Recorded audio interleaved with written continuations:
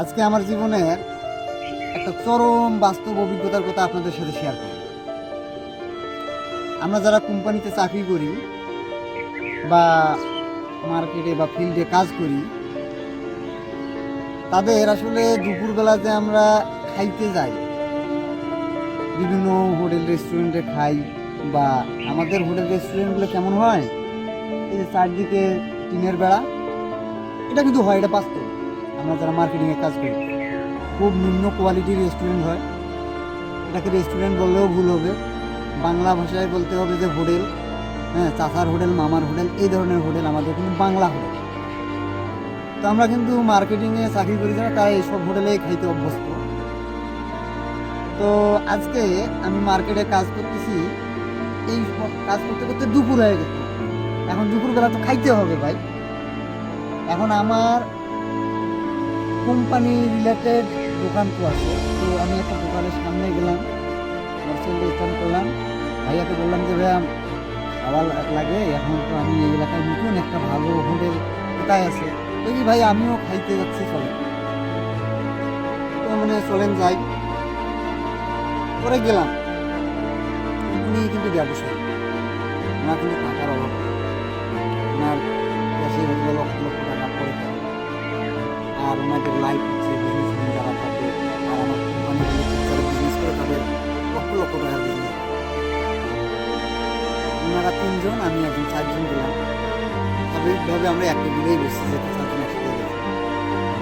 ওনাদের তিনজনকে কিন্তু গরুর মাংস দিচ্ছে, এবং হোটেলে যে মেসিয়ার মামা ছিল উনি কিন্তু আমাকেও গরুর মাংস দিচ্ছে।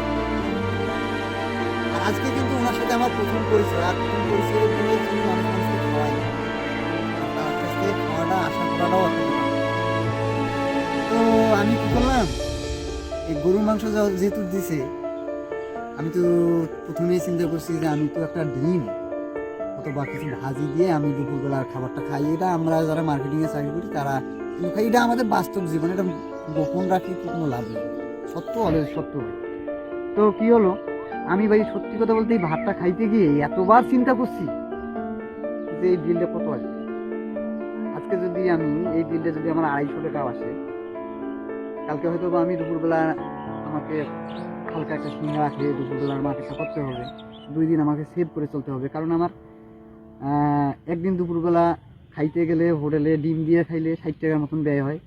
তার মানে এখানে দেখেন, এবার 3 দিনের খাবার কিন্তু আমি একদিনে খেয়ে ফেলতেছি, জাস্ট হচ্ছে ওনাদের সাথে চলতে গিয়ে। তো আমি ওই সময় একটা রিয়েলাইজ করলাম আমার মধ্যে দিয়ে যে একটা আসলে বিজনেসম্যান এবং একটা কোম্পানি চাকরিজীবী জীবনটার মধ্যে পার্থক্য কত। অথচ আমরাই কিন্তু তাদের বিজনেসটা দাঁড় করে দিই, আমরাই দিই।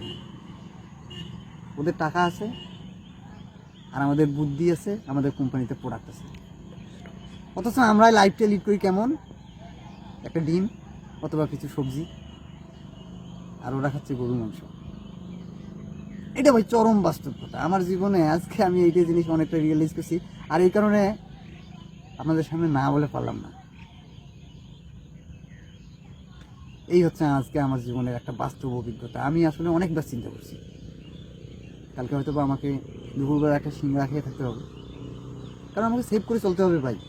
না হলে তো মার্কেটে আমার ফ্যামিলি আছে, বাসা ভাড়া দেওয়া লাগবে, কোম্পানি থেকে যা পাই, হ্যাঁ, এটা দিয়ে বাড়িতে ফ্যামিলি চালাইতে হবে, অনেক কিছু বিষয় আছে ভাই। এটা আমাদের যারা প্রত্যেকটা কোম্পানির সেলস অফিসার থেকে শুরু করে মানে কর্মী যারা আছে, তাদের প্রত্যেকের এই অবস্থাটা কিন্তু সেম। আমাদের বাড়িতে যদি অসংখ্য টাকা পয়সা থাকতো, তাহলে আমরা কিন্তু মার্কেটিংয়ে চাকরি করতে আসতাম না। আমাদের অভাব দেখি আমরা কিন্তু আসছি। আসলে কেন জানি আজকে এমনিতেই বলে ফেলাম, হ্যাঁ, আপনারা কীভাবে নেবেন জানি না বিষয়টা। ভুল হলে বা কোনো কিছু হলে ক্ষমা সুন্দর দৃষ্টিতে দেখবেন। আমার মনে কথাটা বললাম, জাস্ট থ্যাংক ইউ সবাইকে।